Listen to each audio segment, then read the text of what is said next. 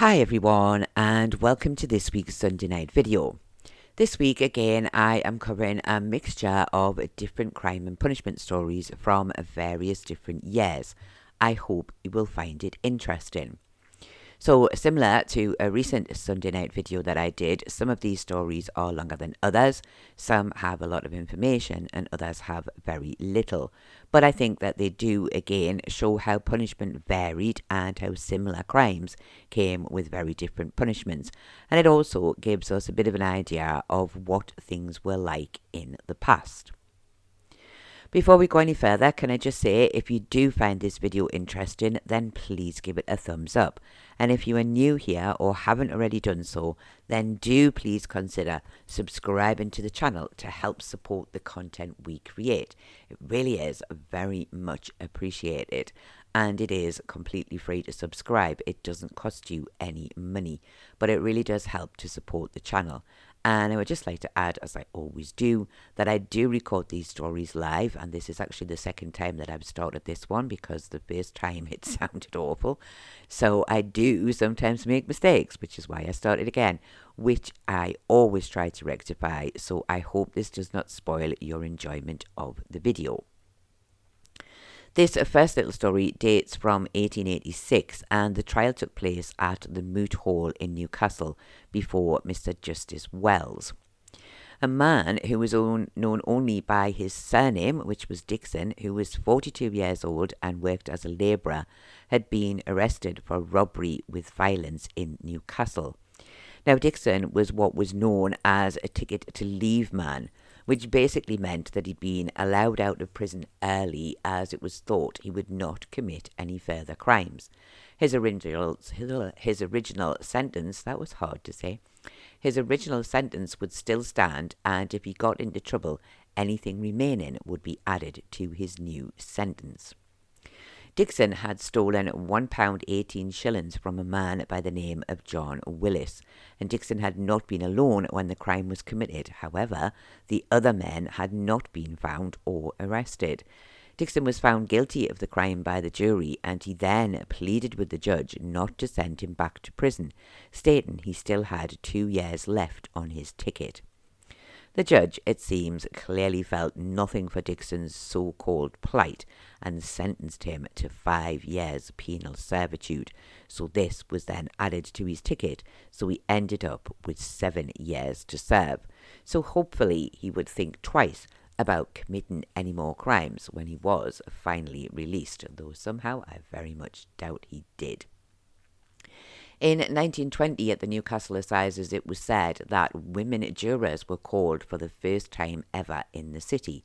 Around 28 women were called, however, it seems not a single one was chosen for any of the cases at that session.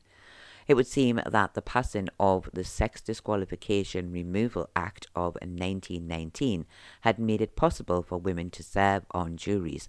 However, it would be a while before they became commonplace. At this same assizes in Newcastle, one of the cases involved Superintendent Wills. He was in court having embezzled money which he had received because of his appointment as Inspector of Hackney Carriages in Newcastle.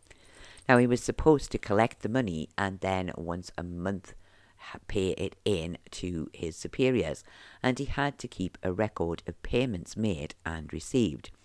And it was said that at one time he had taken over £100 in payments, but had only paid in 21.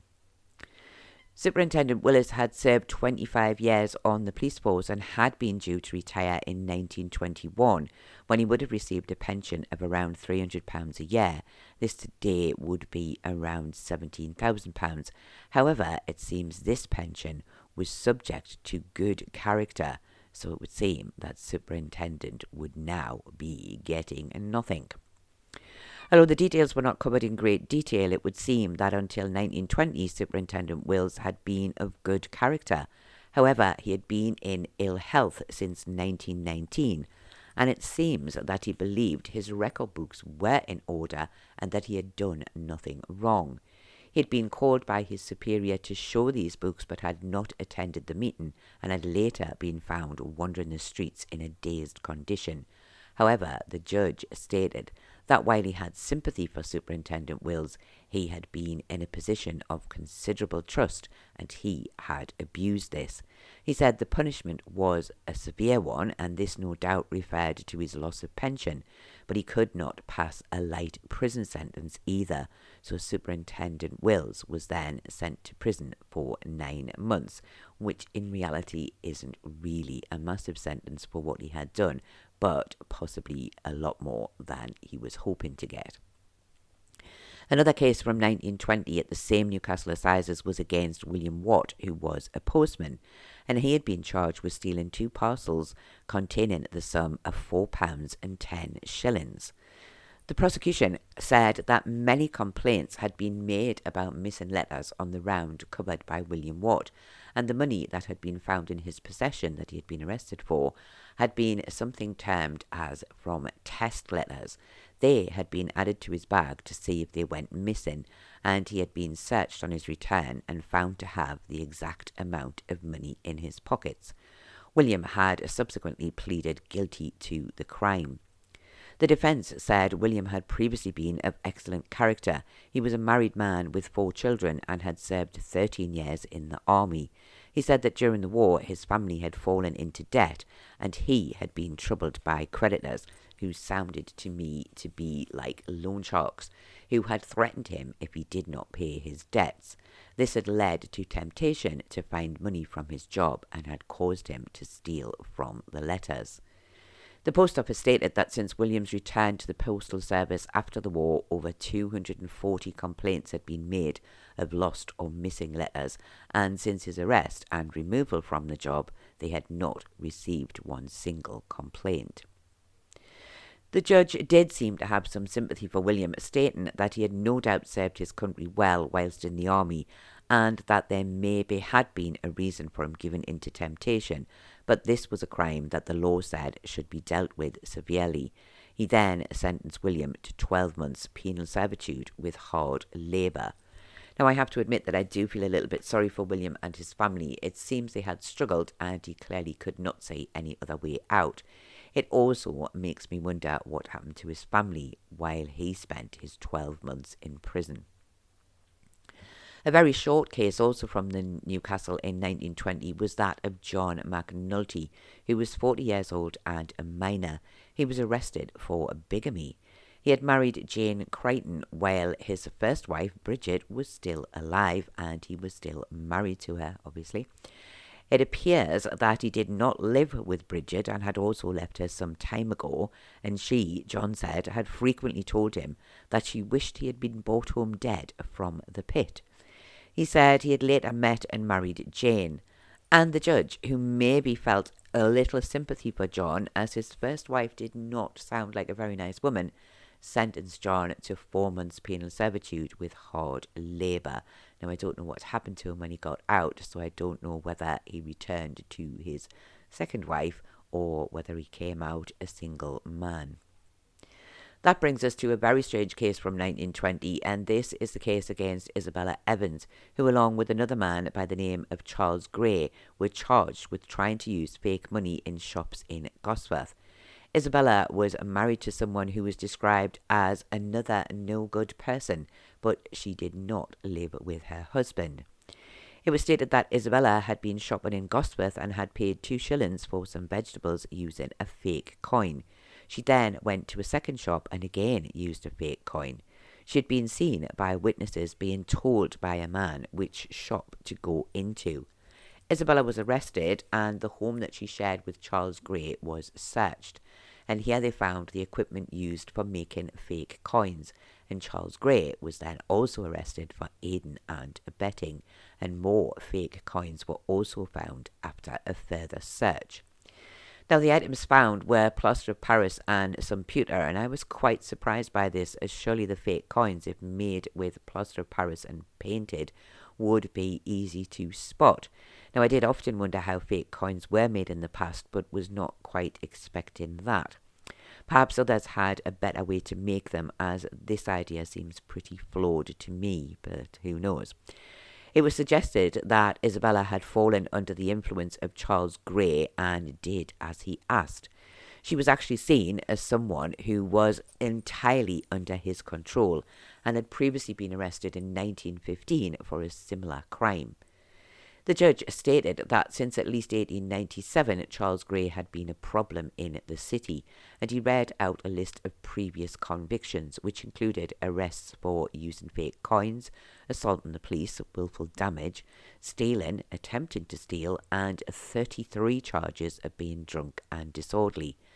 And the judge said that he was fully satisfied that when Isabella had been arrested in 1915, Charles had been just as guilty as she was, although on that occasion Charles had escaped arrest and punishment. Charles himself stated that he had not even been in Gosforth on the day Isabella was arrested, and he had several witnesses who could prove this. However, it seems the evidence of these witnesses was never heard. The judge then sentenced Charles to 18 months penal servitude with hard labour and Isabella 9 months penal servitude with hard labour. And I did do a very quick search for Isabella for the years leading up to 1929. I didn't go past that, but did not find anything else out about her. So let's hope that this was her last term in prison and that she got well away from Charles Grey. The last story this week is from 1866, when George Wilkinson and Matthew Rowell, both miners, were arrested for stealing from Thomas Humble, and it was said that they had stolen £1, 4 shillings, a purse, a knife, and even his socks, which in those days were referred to as stockings, and I have to admit that that did confuse me a little bit at first. The attack had taken place near to a public house in Eltringham in Northumberland, and Thomas stated that he was a farmer, and he was heading home at around midnight when he was attacked by 2 men. They had knocked him to the ground, stolen from him, and both of his eyes had been injured during the attack, which he said had been a very violent one. Another man by the name of James Cowell said he had at first been walking home with Thomas when the 2 prisoners appeared. He said he noticed one of them put his hand into Thomas's pocket, but he did not see either of the men attack him, as he said he had decided to get away to safety as he did not know what else the men planned to do, so he had walked off, leaving Thomas alone. Several other witnesses were called, and they spoke of seeing the attack and finding Thomas lying on the ground.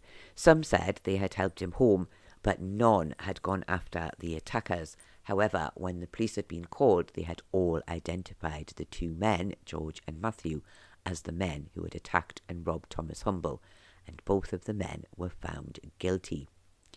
The judge spoke to the men, telling them that they were lucky that up until this point in their life they had been of good character and had no previous charges.